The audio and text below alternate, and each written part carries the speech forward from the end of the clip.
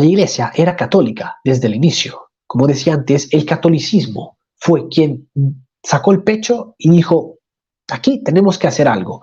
No podemos seguir aquí en esta disputa, así que tenemos que establecer de manera oficial cuál es el canon que nosotros como cristianos vamos a seguir, bajo el cual nos vamos a someter, porque se trata de la palabra de Dios.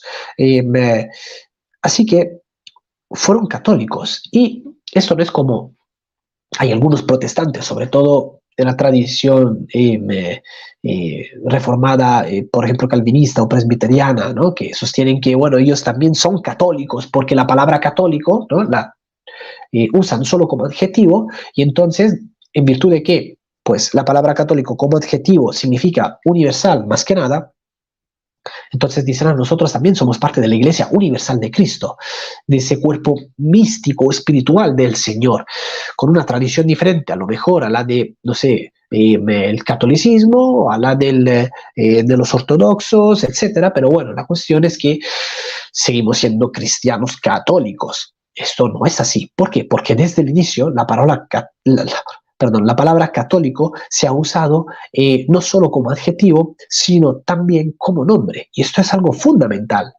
El primer registro escrito que tenemos de esto está en una epístola que escribió San Ignacio de Antioquía a la iglesia en Esmirna, aproximadamente en el 110, entre el 110 y el 115.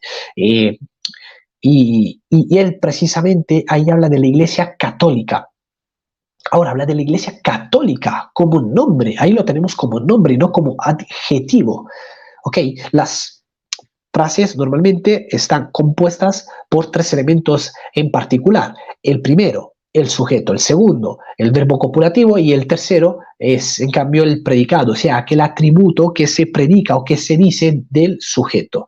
Y el verbo copulativo es precisamente aquello que hace de puente, que conecta las dos cosas y dice, bueno, me permite saber que a tal sujeto le corresponde tal atributo. Entonces, por ejemplo, si yo digo la iglesia es católica, ¿no? Estoy diciendo la iglesia es el sujeto, el verbo ser, en ese caso, verbo copulativo, me está diciendo que aquello que después se va a predicar, se predica de la iglesia. Ese atributo le pertenece a la iglesia. Por lo tanto, católica es católica, ¿no? O sea, universal, y entonces la iglesia es universal, ¿no?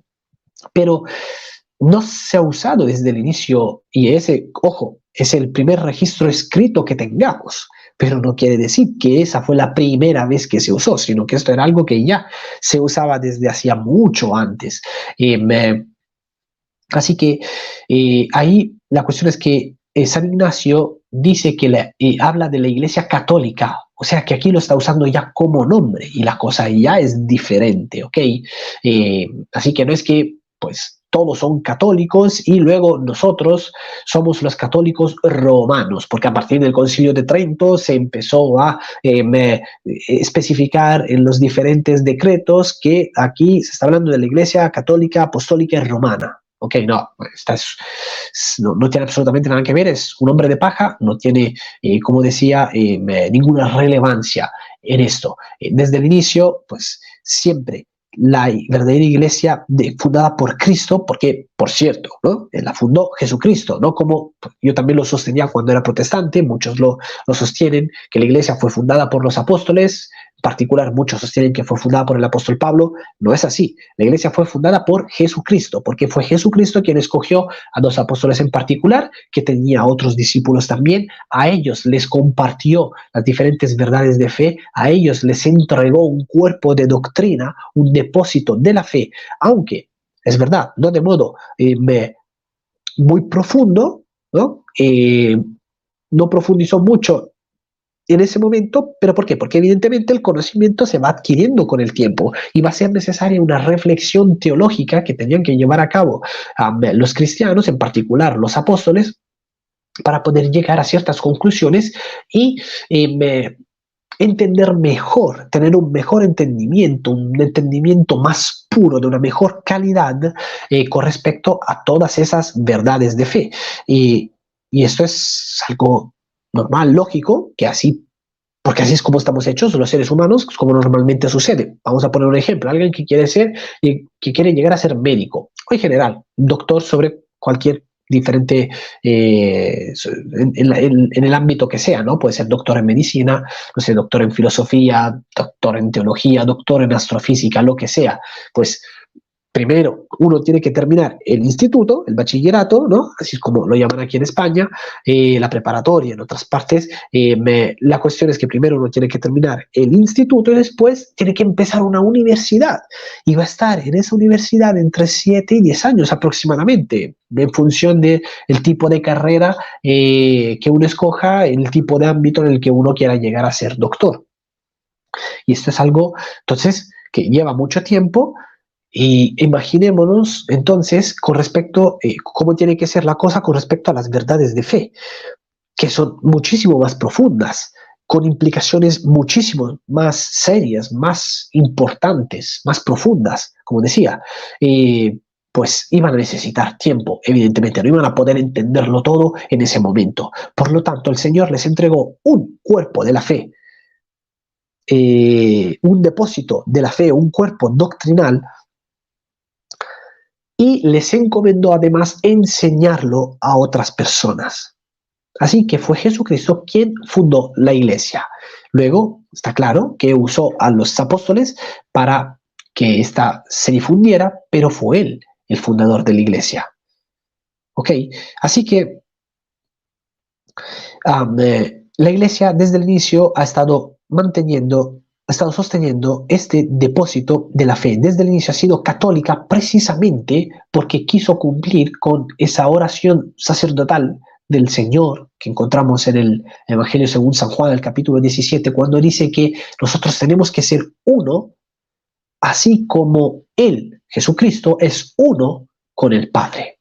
Debe haber esa unidad entre nosotros. Y esto es lo que significa entonces ser católico. Por lo tanto, si uno es católico en función de que acepte ese depósito de la fe que está, que tiene, que mantiene, que predica, que divulga la iglesia de Jesucristo, la iglesia universal. Para que uno pueda ser católico, tiene que hacer esto. Ahora, si uno rechaza los diferentes dogmas de fe que son propios del depósito de la fe del catolicismo, entonces ya no se puede llamar católico a sí mismo. Y bueno, luego tratemos también esta cosa, ¿no?, de ser llamado católico en otros registros, ¿no? Por ejemplo, siempre muy tempranos, porque eso no empezó con San Agustín de Hipona como la mayoría se cree. Ya desde el inicio la iglesia se identificaba a sí misma como iglesia católica. Entonces, además, por ejemplo, de San Ignacio de Antioquía, que he mencionado, por ejemplo, si nosotros vamos al fragmento muratoriano o Muratori, que por cierto, una pequeña curiosidad más, Antonio Muratori, aquel que descubrió este fragmento, ¿no? Hizo este descubrimiento arqueológico. Al fin y al cabo, se trata de algo arqueológico también, no solo historiográfico. Él era precisamente un presbítero católico, ¿okay? Era un sacerdote. Hay que aclarar esto también. No sé por qué la gran mayoría de veces parece ser que intencionalmente no se quiera decir esto. Pero bueno, ahí también se encuentran 3 veces, ojo, 3 veces se habla de la iglesia como de la iglesia católica. Siempre que se habla de la iglesia se dice la iglesia católica. Iglesia católica. Luego también se hace una mención al Papa Pío I, que había en ese tiempo, estaba en Roma.